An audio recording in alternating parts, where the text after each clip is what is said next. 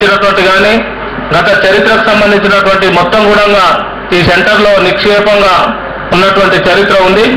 అందుకు ప్రత్యేకంగా వారికి ధన్యవాదాలు తెలియజేస్తూ ఏదైతే అంశం ఉందో కార్మిక చట్టాలు తెలంగాణ రాష్ట్రంలో అమలు వాటి పరిరక్షణ అనేటటువంటి విషయానికి వస్తే పెద్దలందరూ కూడా చట్టాలకు సంబంధించినటువంటి విషయాల మీద వాటి పూర్వపరాలు నేపథ్యం మొత్తం కూడా చాలా విషయాలు చెప్పారు.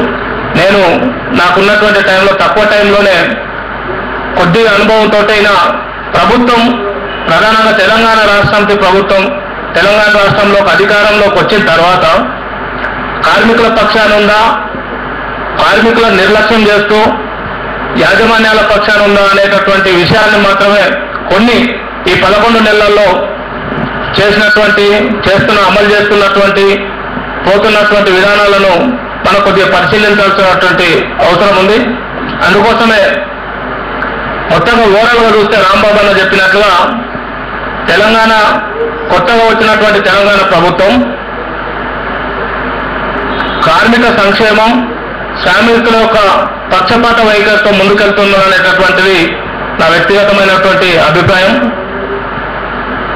నిజంగా చెప్పాలంటే ఏ ప్రభుత్వమైనా కానీ వాటి విధానాలు కమ్యూనిస్టు పార్టీకి సంబంధించినటువంటి ప్రభుత్వాలు ఉంటే కార్మిక పక్షపాతంతో కార్మికులకు సంబంధించినటువంటి మేనిఫెస్టో తోటి ముందుకు నడిచేటటువంటి అవకాశం ఉంటుంది. అట్లాగే ఒక బీజేపీకి సంబంధించినటువంటి ప్రభుత్వం ఉంటే వాళ్ళు క్యాపిటలిస్టులకు ఇతర వాళ్ళకు ఒక విధానం ఉంటుంది. అట్లాగే టీఆర్ఎస్కు సంబంధించినటువంటిది నా దృష్టిలో ఉన్నంత మేరకు కేసీఆర్ గారికి ప్రత్యేకంగా ఒక ప్రణాళిక ఒక మేనిఫెస్టో తోటి ముందుకెళ్తున్నటువంటి పరిస్థితి ఉంది. ఈ రాష్ట్రాన్ని అభివృద్ధి చేయాలంటే అందరినీ భాగస్వామ్యం చేయాలి. ఇంతకుముందు సాయిబాబా గారు చెప్పినట్టుగా కొనుగోలు శక్తికి సంబంధించినటువంటిది కార్మిక వర్గం కర్షకులు కింది స్థాయిలో ఉన్నటువంటి ప్రజలందరి కొనుగోలు శక్తి పెంచితేనే ఈ రాష్ట్రం అభివృద్ధి అవుతుంది అనేటటువంటి ఒక బ్రాడ్ కాన్సెప్ట్ తోటి ఒక మేనిఫెస్టో తోటి కేసీఆర్ గారు ముందుకెళ్తున్నటువంటి పరిస్థితి ఉంది. అందులో భాగంగానే రాంబాబు అన్న స్థూలంగా అనేక విషయాలు చెప్పిండు. అట్లా తీసుకున్నప్పుడు వాస్తవంగా ఇంతకు ముందున్నటువంటి ప్రభుత్వాలు కార్మిక చట్టాల అమలు విషయంలో ఉక్కుపాదం మోపి కార్మిక చట్టాలను అమలు చేయకుండా కార్మిక శాఖ నిర్వీర్యం చేసి ఒక కార్మికులను దోపిడీ చేయడానికి యాజమాన్యాలు దోపిడీ చేయడానికి సాధనంగా ఉన్నట్టు ఉపయోగపడ్డ తప్ప కార్మిక శాఖ ఏమాత్రం పట్టించుకున్నటువంటి పరిస్థితులు ఇప్పుడు కూడా గతంలో ఉన్నటువంటి ఆనవాళ్ళన్నీ కూడా మన కార్మిక శాఖలో కనిపిస్తున్నాయి. సాయిబాబా గారు చెప్పినట్టు మనకు కనిపిస్తున్నాయి. ఒక విషయాన్ని మనం కార్మిక శాఖకు తీసుకెళ్తే ఒక కంపెనీ మీద మనం కంప్లైంట్ ఇస్తే ఆ కార్మిక శాఖలో ఉన్నటువంటి అధికారులకు నిజంగానే వరం అది వచ్చింది ఒక కొత్త విషయం కాబట్టి మేనేజ్మెంట్ తోటి మాట్లాడుకోవడానికి కార్మికులను నిర్వీర్యం చేసేటందుకు ఉపయోగపడుతున్నాయి. కాబట్టి అట్లాంటి పరిస్థితులు గతం నుంచి గత 10-15 సంవత్సరాల నుంచి ఇంతకుముందు రాంబాబు అన్న చెప్పినట్టుగా 91 నుంచి సరళీకరణ విధానంలో భాగంగా ఆ రకంగా వస్తున్నాయి. కానీ ఈ 11 నెలల కాలంలో టీఆర్ఎస్ ప్రభుత్వం ఏర్పడగానే కనీస వేతనాలకు సంబంధించినటువంటి అమలు చేయడం కోసం, కనీస వేతనాలను పరిశీలించడం కోసం, కనీస వేతనాలను రికమెండ్ చేయడం కోసం మొట్టమొదటిగా కనీస వేతనాల సలహా మండలి ఏర్పాటు చేయడం అనేటటువంటిది చాలా మనందరం అది చాలా ప్రాధాన్యత ఇచ్చి ఏర్పాటు చేయడం అనేటటువంటి జరిగింది. దాంట్లో ఇంతకుముందు ప్రభుత్వాలు కనీస వేతనాల సలహా మండలి తమకు ఇష్టం వచ్చినటువంటి వాళ్ళు, అనుభవం లేనటువంటి వాళ్ళను పెట్టుకున్నటువంటి పరిస్థితి ఉంది. కానీ తెలంగాణ రాష్ట్ర ప్రభుత్వం కనీస వేతనాల మండలిని ఏర్పాటు చేసి ఒక కార్మికునిగా ఉన్నటువంటి కార్మిక సంఘ నాయకునిగా ఉన్నటువంటి సదానందం గౌడ్ చైర్మన్ పెట్టడం, అన్ని ట్రేడ్ యూనియన్కి ఇక్కడ ఉన్నటువంటి అన్ని ట్రేడ్ యూనియన్స్ సంబంధించినటువంటి నాయకులను సభ్యులుగా పెట్టడం అనేటటువంటిది ఒక కార్మికుల కోసం పనిచేసేటటువంటి పురోగతి కోసం పనిచేసేటటువంటి ప్రభుత్వం లక్షణాలు మనకు క్లియర్గా అర్థమవుతున్నాయి. అట్లే సాయిబాబా గారు ఇంతకుముందు చెప్పినట్టుగా అనేక విషయాలు అనేక అంశాల మీద కూడా సమస్యలు పరిష్కరించుకోవడం కోసం కార్మిక శాఖ ముందుకెళ్తున్నటువంటి పరిస్థితి ఉంది. ఈరోజు బీడీ కార్మికులకు సంబంధించినటువంటిది పెన్షన్ ఏదైతే 1000 రూపాయలు ఇవ్వడం అనేటటువంటిది కూడా మనం అందరం స్వాగతించాల్సినటువంటి విషయమే. అట్లా ఇంతకు ముందు ఉన్నటువంటి అది ఏదైతే మేనేజ్మెంట్ చేసినటువంటి కేసు ఏదైతే ఉందో అవేన్స్లో వచ్చింది మినిమం వేజ్ మీద ఏదైతే ఉందో అది కూడా పరిశీలన ఉంది. అది మొన్ననే మేమందరం కనీస వేతనాల సలహా మండలి సమావేశం జరిగినప్పుడు భూపాల్ గారు అందరూ ఉన్నారు. మేము మన కార్మిక శాఖ మంత్రిని అడగడం జరిగింది. ఒక 1 month లో మేనేజ్మెంట్స్ అందరినీ కూడా పిలిపించి మొత్తం అది సెటిల్ చేస్తామని చెప్పడం అనేటటువంటిది జరిగింది. అట్లాగే ఇంతకుముందు ఉన్నటువంటి ప్రభుత్వాలు అంగన్వాడీకి సంబంధించినటువంటి వాళ్ళు వారి యొక్క జీతాలు పెంచమని ఆందోళన చేస్తే ఏం జరిగిందో మనందరికీ తెలుసు. లాఠీ ఛార్జీలతో కొట్టడం కానీ, గుర్రాలతో తొక్కించడం కానీ ఇవన్నీ జరిగినాయి.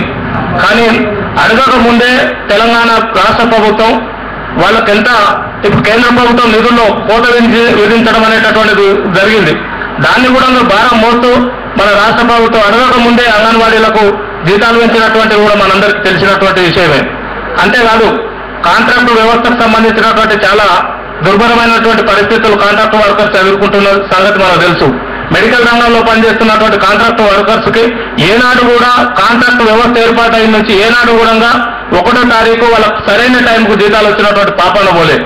కానీ రోజు తెలంగాణ రాష్ట్ర ప్రభుత్వం ఏర్పాటైన తర్వాత గత నెల క్రితం 1వ తారీఖు బ్యాంకులో జీతాలు పడేటటువంటి సిస్టమ్ తీసుకొచ్చిన దానికి జీవో కూడా తీసుకురావడం అనేటటువంటిది జరిగింది.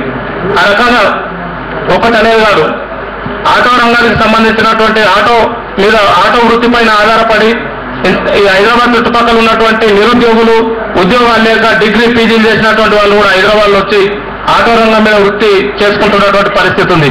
వారందరికీ ట్యాక్స్ మినహాయింపు చేయడం అనేటటువంటి జరిగింది. ఇవన్నీ కూడా ప్రభుత్వం కార్మిక పక్షపాతంగా నడుస్తున్న వాటికి నిదర్శనం. అంతేకాకుండా నిన్న మేడే నాడు మన రాష్ట్ర ముఖ్యమంత్రి వర్యులు కార్మికులకు సంబంధించినటువంటి చేసినటువంటి ప్రకటనలు కూడా మనందరికీ తెలుసు. మొత్తం లక్షలాది మంది 5 లక్షలకు పైగా ఉన్నటువంటి డ్రైవర్స్ అందరి కూడా ఫ్రీగా గవర్నమెంటే చెల్లించి 5 లక్షల వాళ్ళకు బీమా పథకం అనేటటువంటిది కూడా నిన్నటి నుంచి అమలవుతుంది అనేటటువంటి చెప్పడం కూడా మనందరికీ తెలుసు. ఆ రకంగా నిన్న హోంగార్డ్స్కు సంబంధించినటువంటి వాళ్ళు కూడా 16,000 హోంగార్డ్స్ సంబంధించినటువంటి వాళ్ళు జీతాలు పెంచడం కాకుండా వాళ్ళకు కూడా 5 లక్షల ఇన్సూరెన్స్ కేటాయించడం అనేటటువంటి జరిగింది. అట్లాగే వర్కింగ్ జర్నలిస్టులకు సంబంధించిన 12,000 మందికి బీమా సౌకర్యం ఇవ్వడం అనేటటువంటి జరిగింది. ఆ రకంగా మొత్తం యావత్ తెలంగాణ రాష్ట్రంలో పారిశ్రామిక అభివృద్ధి కోసం ఈ కరెంటు లేకుండా ఇవ్వాలనేటటువంటిది ఒక ఇండస్ట్రియలిస్టుల కోసం అనేటటువంటిది కాదు. మొత్తం కార్మికులు బాగుండాలి, ప్రజలు బాగుండాలి, రాష్ట్రం అభివృద్ధి కావాలనేటటువంటి దృఢ సంకల్పంతో ప్రభుత్వం ముందుకెళ్తుంది అనేటటువంటిది మనందరం గుర్తించాల్సినటువంటి అవసరం ఉంది. ఆ రకంగా ప్రభుత్వం కార్మిక పక్షపాత ప్రభుత్వంగా ముందుకెళ్తుంది. ఒకవేళ లోపాలు ఉన్నటువంటి అన్నింటినీ కూడా ఎక్కడైతే లోపాలు ఉంటాయో చట్టాలు అమలు కానటువంటి పరిస్థితుల్లో ఖచ్చితంగా కార్మిక సంఘాలుగా మనం ఐక్యంగా ఉండాలి. కార్మిక సంఘాలన్నీ కూడా వాస్తవంగా నిర్వీర్యమైపోతున్నటువంటి పరిస్థితులు ఉన్నాయి. ఏళ్ల మీద లెక్క పెట్టుకునే 4-5 కార్మిక సంఘాలు కాకుండా ఇండివిజువల్గా వ్యక్తుల వారీగా కార్మిక సంఘాలు, తర్వాత పార్టీల వారీగా కాకుండా వ్యక్తుల వారీగా చాలా వందల కార్మిక సంఘాలు వస్తున్నటువంటి పరిస్థితి ఉంది. ఈ ప్రస్తుత పరిస్థితుల్లో కార్మిక సంఘాలన్నింటినీ కూడా ఐక్యంగా ముందుకు నడిపించాల్సినటువంటి అవసరం ఎంతైనా ఉంది. అది గత 4-5 సంవత్సరాల క్రితం నుంచే ఒక ఐక్య ఉద్యమాలకు నాంది పలికినటువంటి ఘనత మన సంజీవ్ రెడ్డి గారికి ఉన్నదనేటటువంటిది మనందరం ఒప్పుకోక తప్పదు. అది రాష్ట్రంలో కూడా ఒరవడి కొనసాగుతున్నది. టీఆర్ఎస్ కు సంబంధించినటువంటి ట్రేడ్ యూనియన్స్ కూడా ఐక్య ఉద్యమాలలో ట్రేడ్ యూనియన్స్ లో భాగస్వాములై పనిచేస్తున్నాం. ఖచ్చితంగా కార్మిక హక్కుల కోసం, కార్మిక చట్టాల అమలు కోసం కార్మికులందరం కలిసి ప్రభుత్వానికి సలహాలు ఇచ్చి అమలు చేసుకోవడం కోసం ప్రయత్నం చేద్దాం. అట్లా కూడా కాకపోతే చర్చల ద్వారా కార్మిక ఉద్యమాల ద్వారా కూడా పరిష్కరించుకోవడానికి ప్రయత్నం చేద్దామని చెప్పేసి తెలియజేస్తూ నాకు ఈ అవకాశం వచ్చినందుకు ధన్యవాదాలు.